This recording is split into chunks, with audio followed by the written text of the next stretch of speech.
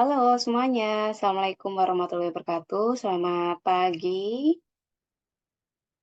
semoga sehat selalu. Hari ini hari Sabtu, tanggal 13 Januari 2024.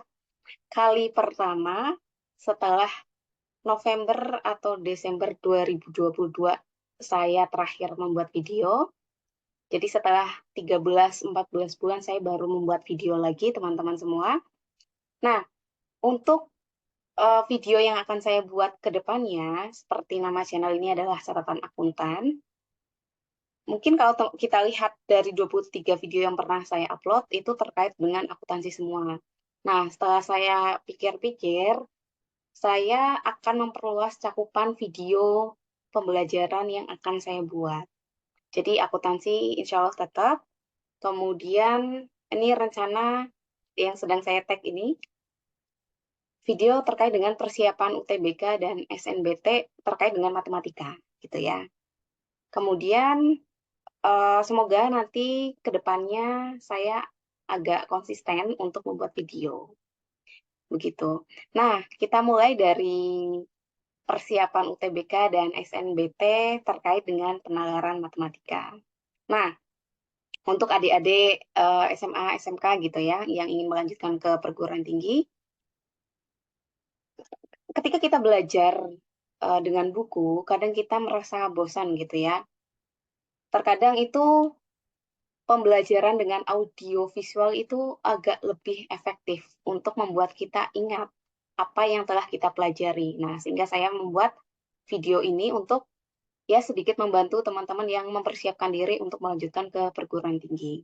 Nah, video persiapan UTBK akan terdiri dari banyak part, jadi nggak cuma part satu saja, nggak cuma satu kali saya membuat video, tapi rencananya akan berkelanjutan. Jadi semoga bermanfaat untuk semua gitu ya.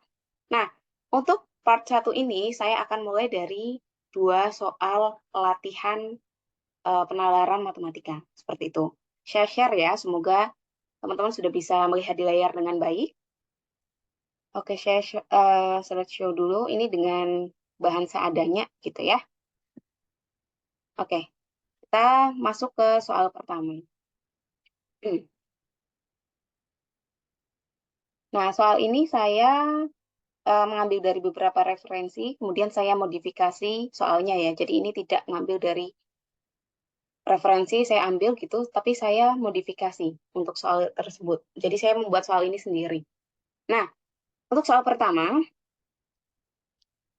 misalkan ada sebuah sepeda motor yang biasanya ketika mau menempuh jarak sekitar 380 kilo, bisa ditempuh dengan waktu 5 jam. Nah, dianggap tingkat kecepatannya konstan gitu ya. Nah, kemudian orang ini akan menyingkat waktu yang tadinya 5 jam, kepengen lebih cepat. Nah, otomatis dari tingkat kecepatan tertentu yang dia memakan waktu 5 jam, dia harus mempercepat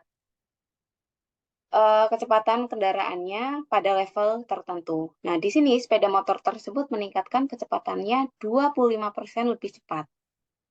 25% lebih cepat.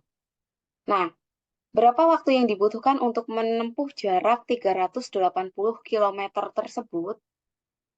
Nah, ketika sepeda motor kecepatannya ditambah, otomatis yang tadinya 380 kilo ditempuh dalam waktu 5 jam, otomatis jumlah jamnya ketika kecepatannya ditambah, maka jumlah jamnya akan lebih singkat. Berarti jawabannya pasti kurang dari 5 jam. Gitu ya. Nah, di sini ada berbagai pilihan. Ada 4 jam, 4,5 jam, 4,25 jam, 3 jam, atau 3,5 jam. Oke, kita hitung ya. Kita coba hitung. Ini untuk penyelesaiannya. Nah, kita masih ingat ya, rumus kecepatan bagaimana? Rumus kecepatan adalah V sama dengan S dibagi T. P ini kecepatan, kemudian S ini adalah jarak, dan T adalah waktu. Jadi kecepatan itu kita hitung dari berapa sih jarak yang akan kita tempuh dibagi waktu. Gitu. Tadi jaraknya adalah 380 km, gitu ya. Jaraknya 380 km ini. Terus bisa ditempuh dalam waktu 5 jam. Pertanyaannya, berapa kecepatannya sepeda motor tersebut gitu ya? Kecepatannya ya berarti jaraknya berapa dibagi waktu. Jadi kecepatannya 76 km per jam. Nah, sekarang dari kecepatan 76 km per jam tadi, kecepatannya akan dinaikkan sekitar 25% lebih cepat, gitu ya. 25% lebih cepat, sehingga otomatis yang tadinya kecepatannya 76 km, berarti naik 25%, atau 125% kali 76 km. Untuk kita hitung kecepatannya sekian. Nah, ini 125% kali 76 km atau 76 km kali 1,25. Sehingga dari 76 km kecepatan di awal gitu ya. Maka ketika kecepatannya naik 25% atau 1 kali 1,25, maka kecepatannya menjadi 20 kecepatannya menjadi 95 km per jam. Nah, sekarang jarak yang ditempuh sama-sama 380 kilo. Gitu kan?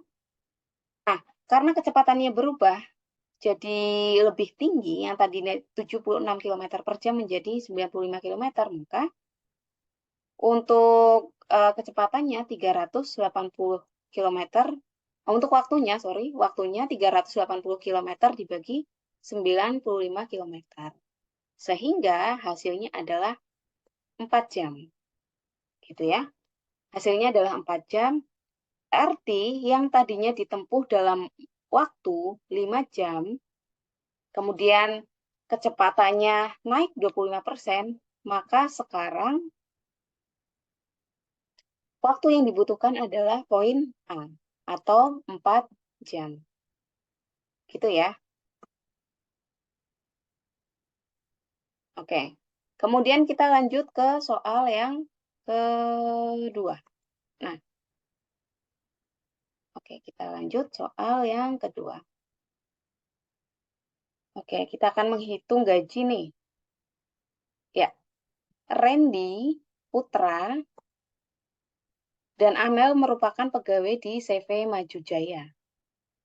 Secara berturut-turut, mereka merupakan pegawai dari yang lama sampai dengan yang baru masuk. Berarti ini Randy, pegawai yang masuk paling awal.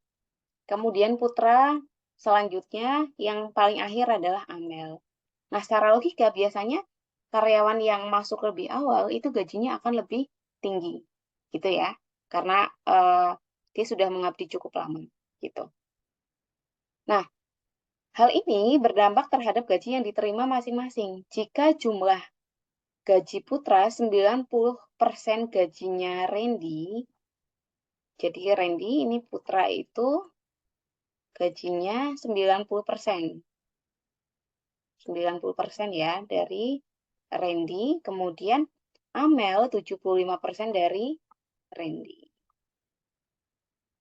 Nah, berarti Amel gajinya lebih kecil dari Putra, Putra gajinya lebih kecil dari Randy. Berarti di sini Randy gajinya pasti paling besar, gitu ya. Nah, sekarang jika gaji Randy, Putra, dan Amel digabungkan, itu gaji per bulan mereka secara total adalah 11.925.000. Nah, sekarang pertanyaannya berapa gajinya Putra jika total gaji ketiganya adalah 11.925.000. Tapi yang jelas Randy adalah gajinya paling tinggi. Paling tinggi kedua Putra dan paling tinggi ketiga adalah Amel. Ini untuk pilihannya dari 4.500.000 sampai dengan 4.005.000. Oke, kita hitung dulu. Nah, tadi Putra 90% gaji Randy, Amel 75% gaji Randy. Nah, kita misalkan gaji Randy adalah X. Berarti nanti Putra gajinya 90% X atau 0,9 X. Amel 75% berarti 0,75-nya X. Gitu ya. Nah, sehingga pada saat kita totalkan, total gajinya adalah tadi kan katanya 11.925.000. Berarti gaji Putra 0,9 X dari sini, 90% kali X. Gaji Amel ini 75% kali X. Dan gaji Randy tadi kita misalkan X. Kita jumlahkan 0,9 ditambah 0,75 ditambah ini X. X itu kan sama dengan 1X. Berarti 0,9 tambah 0,75 tambah 1 sama dengan 2,65X. Nah, berarti total gajinya 11.925.000 gitu ya, setara dengan 2,65X. Kita hitung X-nya berapa. Nah, X-nya berarti 11.925.000 dibagi 2,65. Berarti X-nya 4.500.000. X-nya itu tadi siapa? X-nya adalah Randy. Berarti gaji Randy 4.500.000. Nah, sekarang pertanyaannya gaji Putra itu berapa? Kan gitu. Gaji Putra tadi kan sudah ada nih. 90% gajinya Randy. Ya berarti ini dikalikan 90%. Gitu. Atau 0,9 gitu ya. Maka gaji dari Putra adalah 4.050.000. Oke, kita lihat dulu. Pilihan yang paling tepat yang mana? Oh, ternyata pilihan yang tepat adalah poin C gitu ya, 4.050.000. Oke, begitu teman-teman, ini adalah dua soal pertama untuk persiapan UTBK dan SNBT penalaran matematika. Semoga bermanfaat. Kurang lebihnya mohon maaf. Assalamualaikum warahmatullahi wabarakatuh.